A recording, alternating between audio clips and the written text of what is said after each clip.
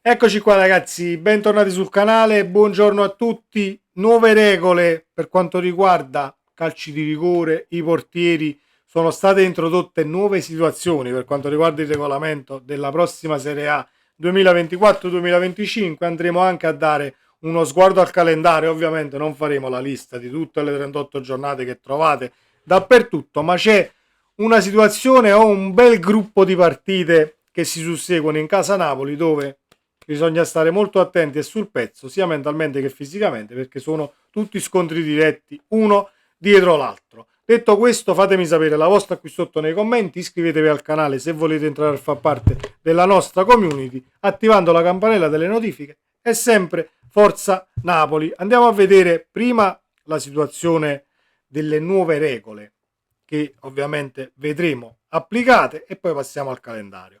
Allora, le modifiche per i portieri e i calci di rigore. Per quanto riguarda i portieri, il tempo limite per tenere il pallone tra le mani è stato aumentato da 6 a 8 secondi. Se il portiere supera questo limite, l'arbitro assegnerà un calcio di punizione in diretto alla squadra avversaria. Inoltre ci sono tre novità riguardanti il calcio di rigore. Il fallo di mano che evita una segnatura non sarà automaticamente punito con il cartellino rosso. Se il tocco è volontario, il giocatore sarà espulso. Se è involontario ma punibile, verrà ammonito. Il pallone dovrà essere posizionato in modo che tocchi una parte del centro del dischetto e il tiro verrà ripetuto solo se chi fa invasione prima della battuta impatta poi sulla successiva azione. D'accordissimo su quest'ultima rivisitazione, tra virgolette, così non stiamo a vedere tutti i 15 giocatori, quello è entrato in area, quell'altro aveva il piede dentro, quell'altro sta sulla linea, quell'altro è entrato prima e quell'altro è entrato dopo. Se chi entra in area prima della battuta colpisce il pallone nell'azione successiva, ovvero sulla ribattuta, va ripetuto il calcio di rigore, altrimenti regolare, hai battuto il rigore, parato, segnato, arrivederci e grazie. Sono d'accordissimo su questa situazione, così come sono d'accordo sul cartellino giallo e cartellino rosso e l'interpretazione ovviamente diciamo dei due cartellini per quanto riguarda la volontarietà o l'involontarietà del fallo di mano.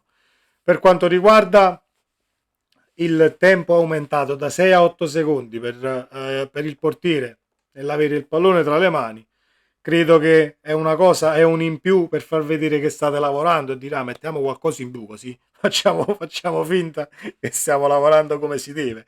Le cose che fanno sorridere, o meglio, che dobbiamo considerare sono queste però.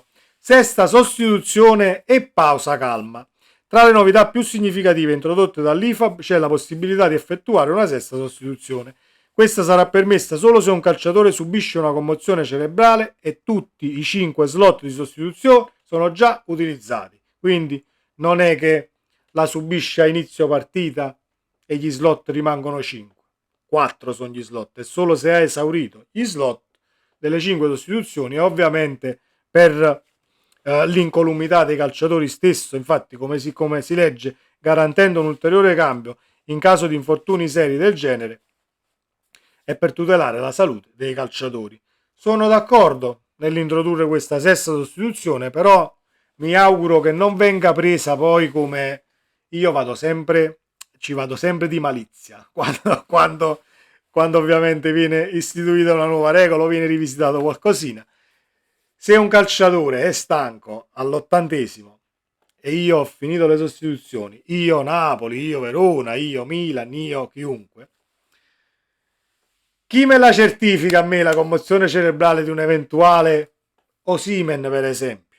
Dell'eventuale Osimhen che gli gira la testa, sbatte a terra, perfetto, fa finta un tantino perché non ce la fa più e vuol fare entrare un attaccante fresco al limite 6 sotto 1-0. Io mi auguro che non venga presa con malizia dai calciatori stessi, o forse sono io che penso troppo in maniera maliziosa. Detto questo, per quanto riguarda la salute e l'incolumità degli stessi, giusto secondo me arrivare a questa sesta sostituzione. La cosa che non concepisco è questa però, il cambiamento più clamoroso riguarda l'introduzione del cooling off period, tradotto in italiano come pausa calma. Se la partita si accende nei toni con battibecchi o risse, l'arbitro potrà sospendere il gioco e invitare i capitani e allenatori a richiamare le proprie squadre nelle rispettive aree tecniche per riportare la calma prima di riprendere il gioco. Questa sorta di timeout si aggiunge al cooling break già utilizzato, ovvero la pausa per bere nei periodi estivi. Due considerazioni faccio su questo cooling off period o pausa calma.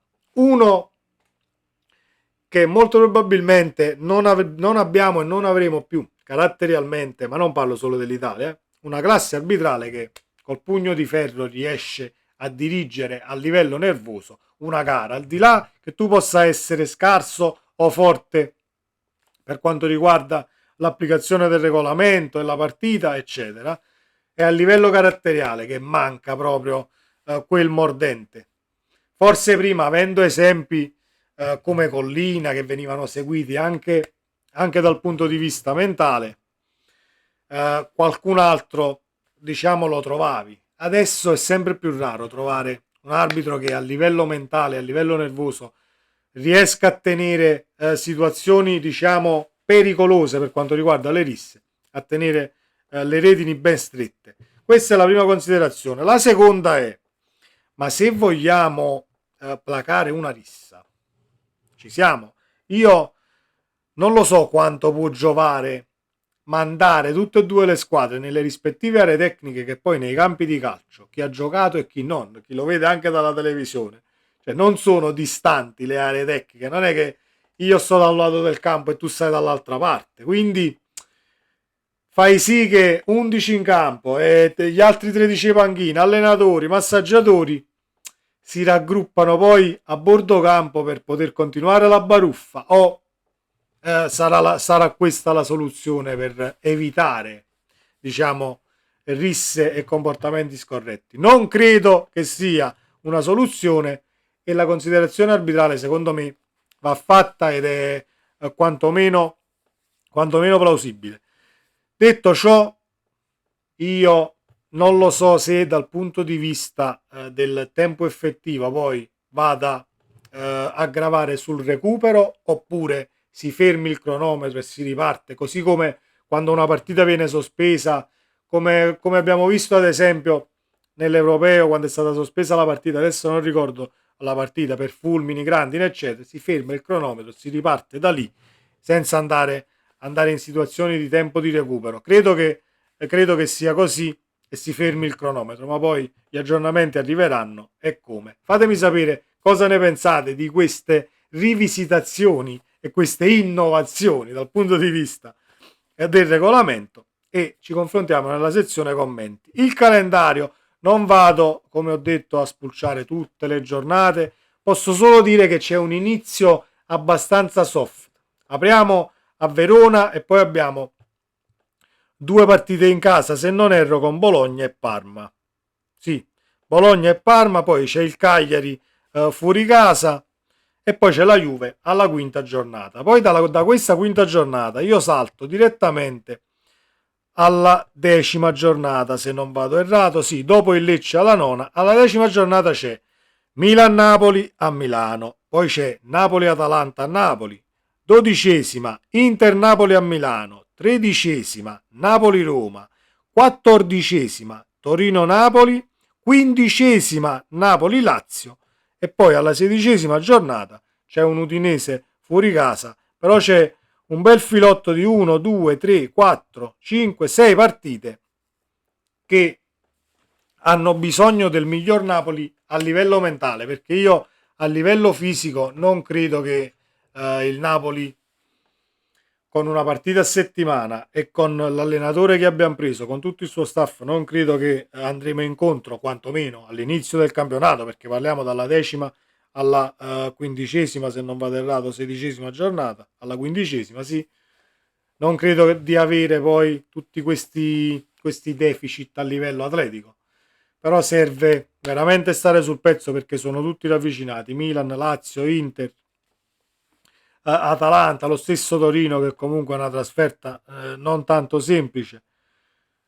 Li deve affrontare tutti e tutte, in questo caso tutte le squadre, e fare quanti più punti possibili. Sembra una cosa scontata, lo è scontato, ma quando sei una squadra che vuole militare tra le prime quattro, o che deve raggiungere comunque la zona Champions, non puoi metterti a fare i conti, sì, però affrontiamo Milan, l'Inter, tutti quanti ravvicinati, puoi analizzare la situazione come ho fatto io, ma non puoi metterti a dire sì, i calendari sono stati già stilati, li stila Marotta, li stila Tizio, li stila Caio, li stila Sempronio.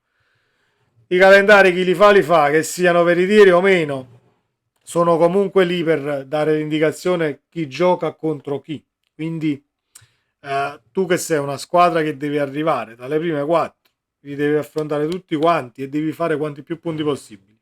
E io mi auguro che il Napoli di Conte, o meglio, sono fiducioso che il Napoli di Conte, giocando una volta a settimana, riesca anche mentalmente a prepararle come si deve determinate partite, perché poi Conte lo conosciamo nel passato per quanto riguarda la preparazione dei match, soprattutto contro squadre di prima scelta, tra virgolette, non voglio declassare le altre squadre, però contro squadre, negli scontri diretti, vai, mettiamola così, negli scontri diretti Conte le cariche come a pallettoni le partite, al di là di un Napoli che dovrebbe, auguriamoci, dovrebbe essere esplosivo dal punto di vista atletico, almeno per quanto riguarda il girone di andata.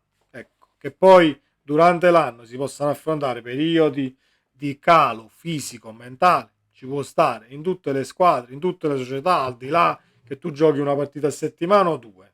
Non cambia praticamente niente, perché se ti vengono meno le gambe a 3, 4, 5 elementi, comunque avrai un calo di prestazioni, ma il Napoli è lì per avere una rosa, diciamo, più che folta per quanto riguarda le sostituzioni. Poi Di Maro sarà la cartina di tornasole e Castel di Sangro vedremo chi andrà via, chi verrà tenuto, chi sarà valutato e quant'altro. Fatto è che, a quanto ho letto ieri, la partita di Coppa Italia del Napoli dovrebbe essere l'11 agosto. Orario non ce n'è, orario da destinarsi, ma mi auguro che sia la sera. Poi staremo lì a spulciare e a vedere quando arriveranno informazioni più precise per quanto riguarda l'orario.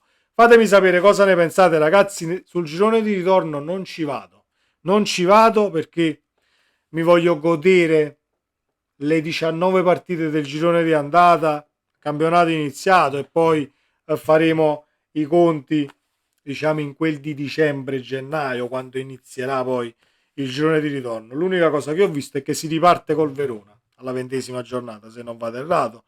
No, andiamo a controllare perché non voglio dirvi una baggianata. Sì, Napoli-Verona alla 20ª e ci sarà alla 22ª la Juve. Molto semplice. Chiudiamo così con la Juve alla quinta, la Juve alla 22ª, quel filotto di incroci e scontri diretti. Stiamo sul pezzo, sempre Forza Napoli, ci vediamo nel prossimo video. Ciao.